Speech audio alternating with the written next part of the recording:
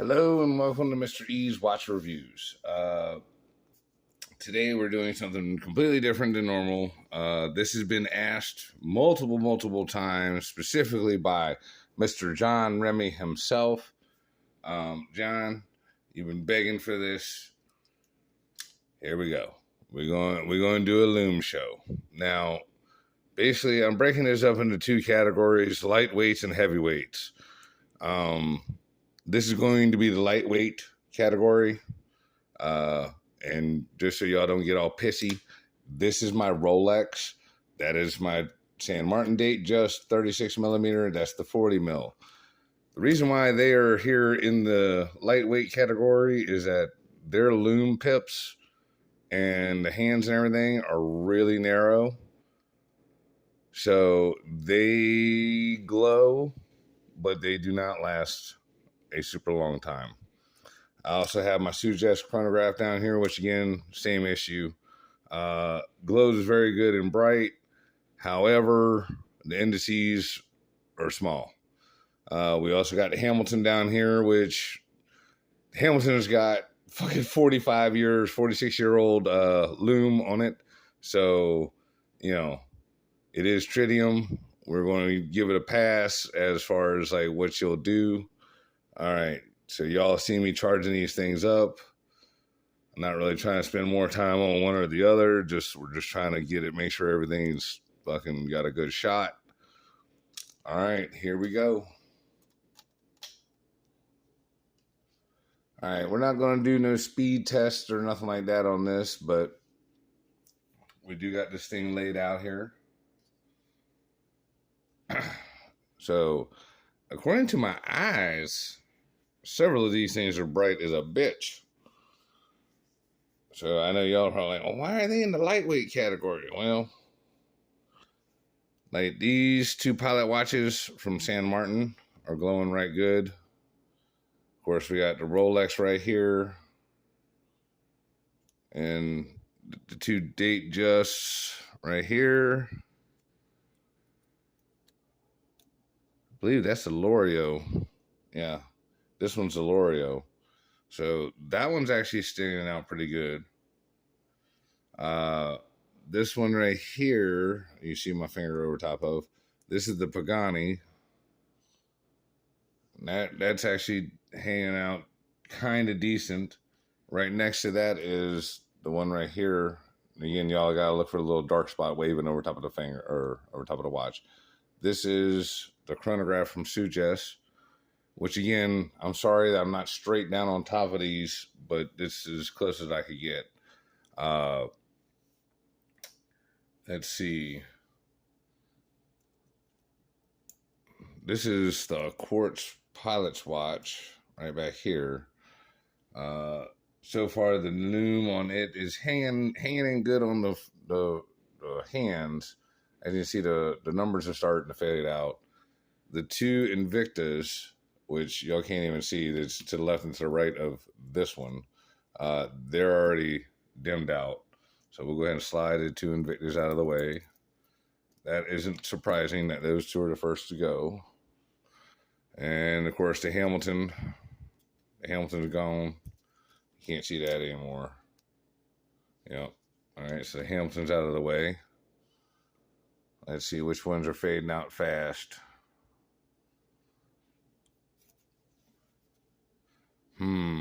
Now, see, by my naked eye, I can still see all of these. But I would have to say the Pagani and the Suggest. Like, the Suggest is pretty much, you can't see it no more on the camera. The Pagani is super close behind it. So we're going to go ahead and slide the Pagani off to the side here because she's fading fast. All right, so what does that leave us with? Still got the L'Oreal, the 41 millimeter San Martin, 36 millimeter San Martin. Got the Rolex right here. They're fading fast. And then, which one is this? Oh, that's the whoop-ass watch. Okay, so the whoop-ass watch, you can't see the hands no more, but you can still see the indices. Same thing with the Rolex right next to it. Here, I'll pick these up and show y'all. Let's see the Rolex. You can still barely see if I get a little bit closer. The whoop-ass watch. Can't see the hands anymore, but the indices are still hanging in there. We'll go ahead and slide that off to the side. Can't see the indices, and that's pretty much done. All right, this is the San Martin Quartz Pilot watch. Again, indices pretty much gone. You still see the hands. Let's see. Hold on, I'll keep bumping it.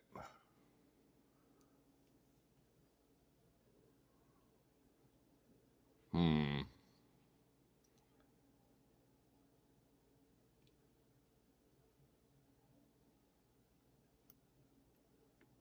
that L'Oreal's hanging in there, actually. All right, we'll just give it a few more minutes, but it looks like the two San Martin Pilots watches in the back are going to be the ones that are going to win. Because I would say the Rolex, the L'Oreal, and the two San Martin Datejust. I mean, they're all still nice and bright. Like I can see it. I can see these with my eyes, but you can't really see them on the film there. And again, daggone it. Sorry, I keep bumping the camera. Whoops. Those two Pilots watches are really bright still.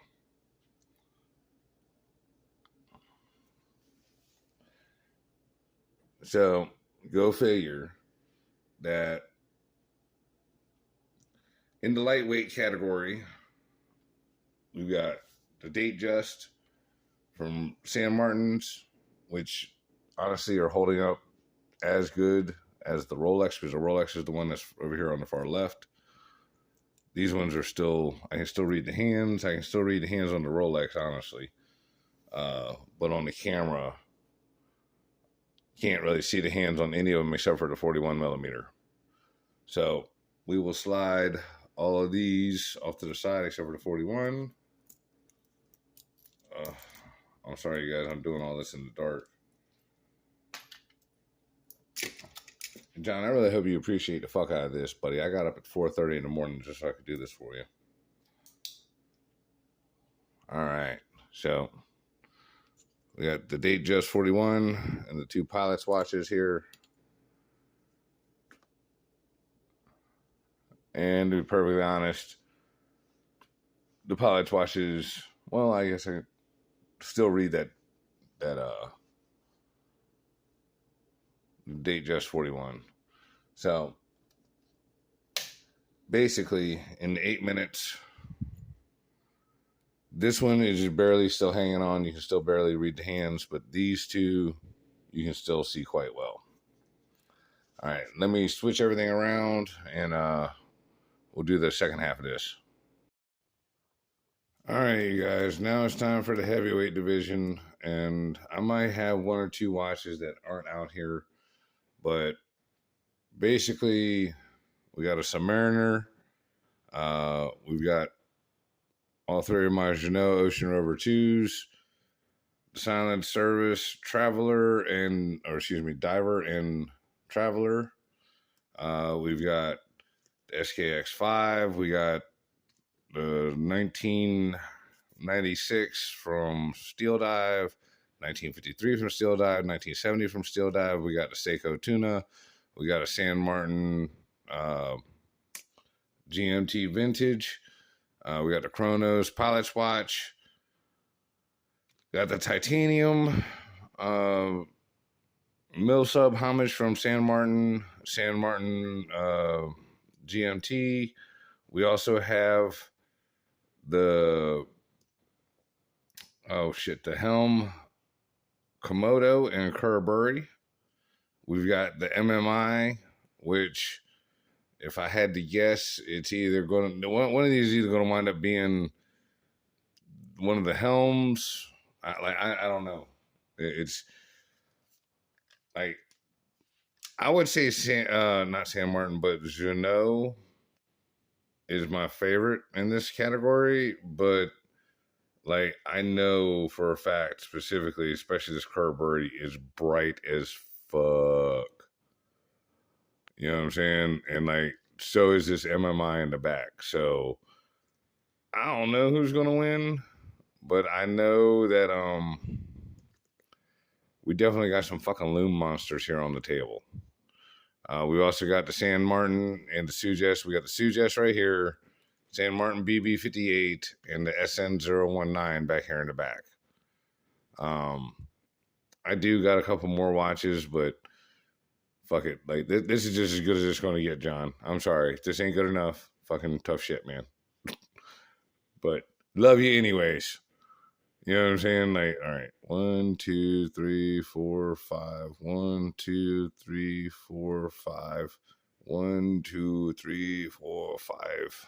1, 2, 3, 4, 5.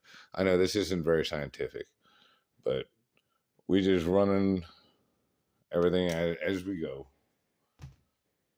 You know what I'm saying? We do it live. All right, let's turn. I was about to pause it again. Let's kill the lights. Put it in neutral. Headlights. Oh no, what is it? I don't know. Something playing with the loser to cruise control. So as you guys can see, right off the back, the Curberry bright as a bitch. The Komodo bright as fuck.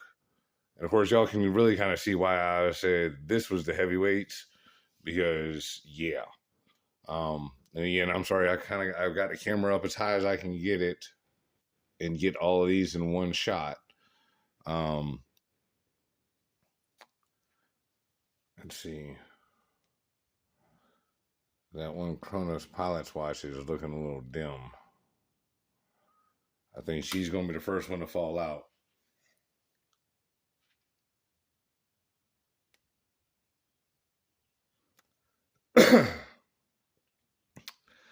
Yeah, spews. All the Ocean Rover 2s down here are doing quite well. That Submariner's already fading out. That's a little disappointing. Let's see. So you still see everything real good on the diver. The bezel's fading out a little bit, at least on the camera. I can still read the bezels on these just fine. But again, I'm sorry if some of these are not pointing towards the camera real good.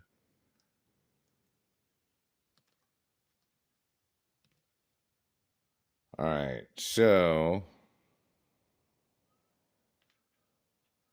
again, we're going to go by on camera, so we're waiting for shit to fade out, and I just moved the mirror on my Miata, my ass.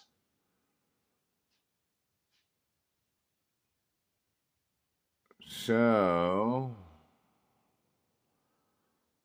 far, eyeball wise, the Kronos Pilot's watch, as you can see, like I brought it much closer to the camera. The indices are fading out pretty fast, so we'll take that one out of the running.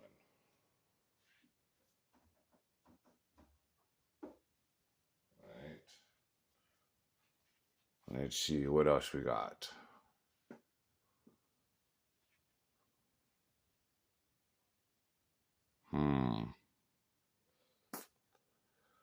Let's see. It looks like the greens are fading out first.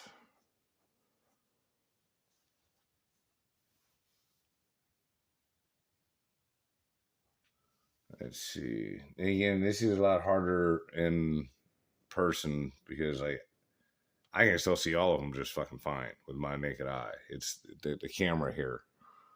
The camera is the one that's going to. I'm letting the camera do the deciding here. So it would appear these three on the back row are fading out, which that's the San Martin BB58 homage, and this is the Sujus Seaman, which again, you know, when you bring them within arm's length, you can see them right good, but they are considerably dimmer than the rest. So we will go ahead and move these off to the side.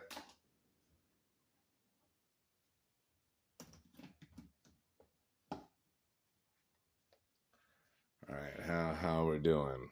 How are we doing here? Let's shuffle some of this shit around. Which one is that? Oh yeah, that's the diver's model or the traveler's model. We'll leave that up there. Which one is this one? Oh, the SN019. Let's see. How's that one doing up there? Oh man, they're a little far away. I'll tell you what, let's slide them over here. See if we can see them better.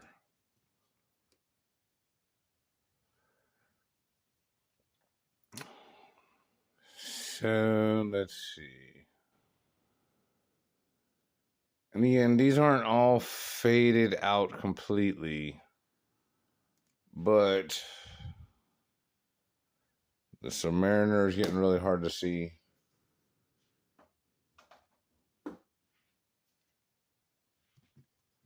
And again, it's all relative because like in person I can still see all these. Let's see, the Seikos are doing quite well.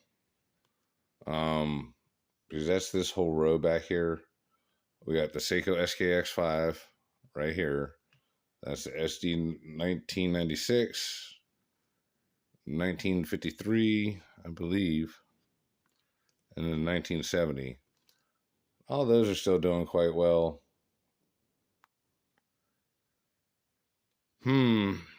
This is kind of a tough one. Because again, the camera's giving up the ghost a lot faster. Okay, the San Martin GMT, the vintage one, that one is pretty much done. So I'll take that one out of there.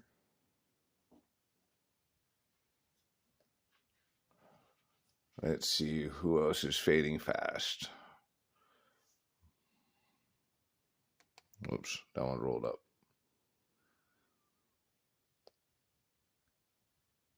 As much as I hate to say it, at least on the camera anyways, the Ocean Rover 2 with a Golden Sands Lume is fading out, which again is also green. So I think we're definitely answering the question of which is better, BGW9 or C3.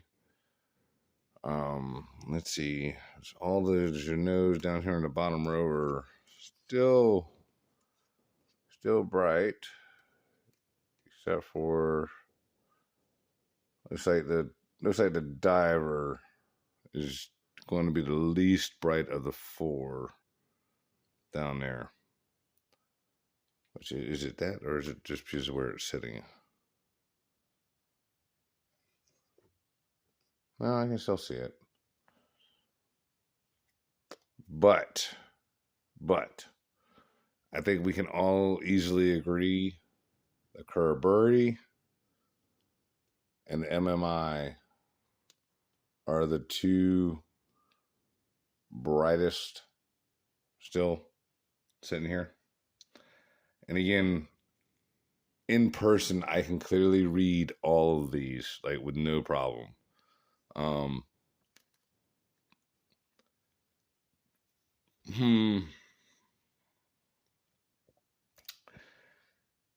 ha ha ha ha. Well.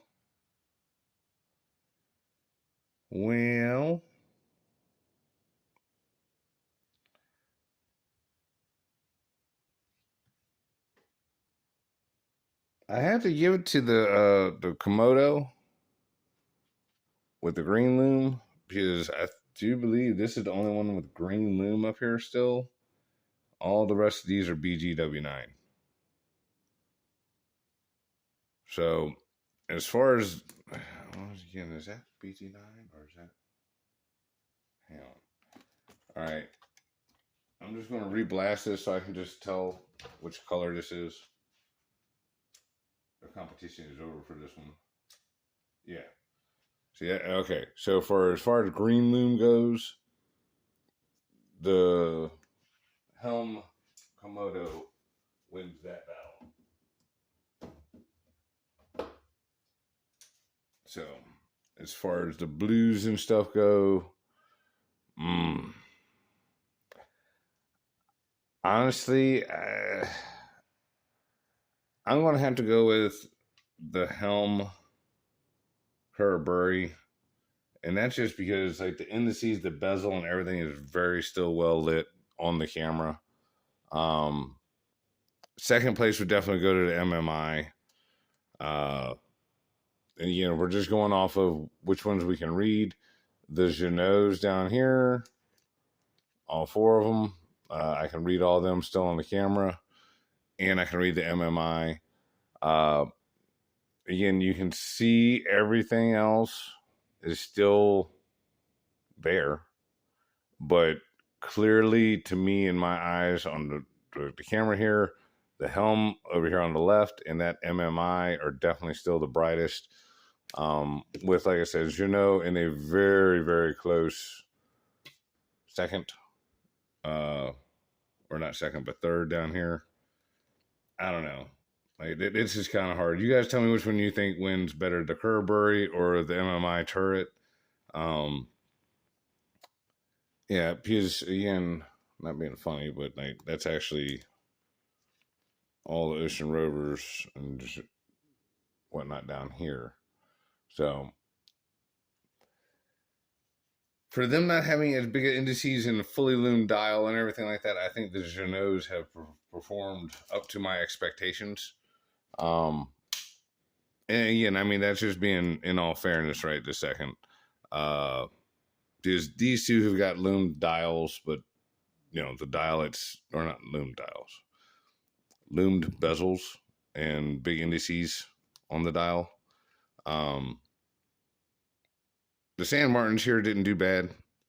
You know, the SM109 and the 136 and the 111, they all did right decent. Now, for the money, however, though, the steel dives were really hanging.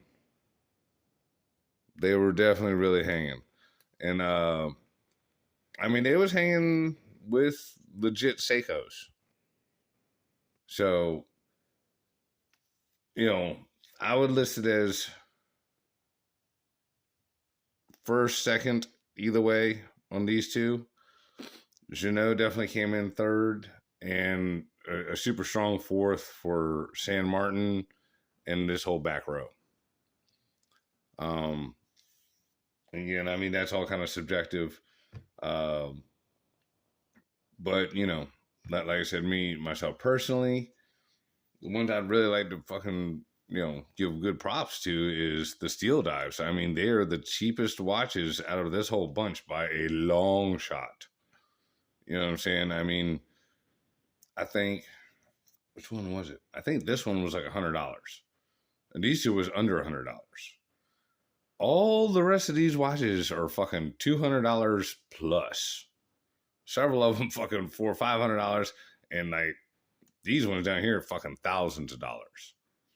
Or at least $1,500. You know, 1.5. You know, whatever. You know, you get what I'm saying. Like, these are going to run you about fucking $1,500. That'll run you about $500. These run you about between $200 and $400. Same thing with this. You know, this one's another $300-$400 watch. $200 watch, $100 watch, $70 watch, $70 watch, $500 watch. So you kind of get what I'm saying there. Like for the money, these steel dives performed very well for the Lume. And again, their bezels are actually loomed. I couldn't really pick up on it that good, but again, they are also kind of far away from the camera. So hope you guys enjoyed. Please like and subscribe. Please join the memberships. John, I hope this satisfies you and whatnot. If not, well, it's the best I could do, man. Sorry. So it is what it is, but talk to y'all later. Love y'all. Bye.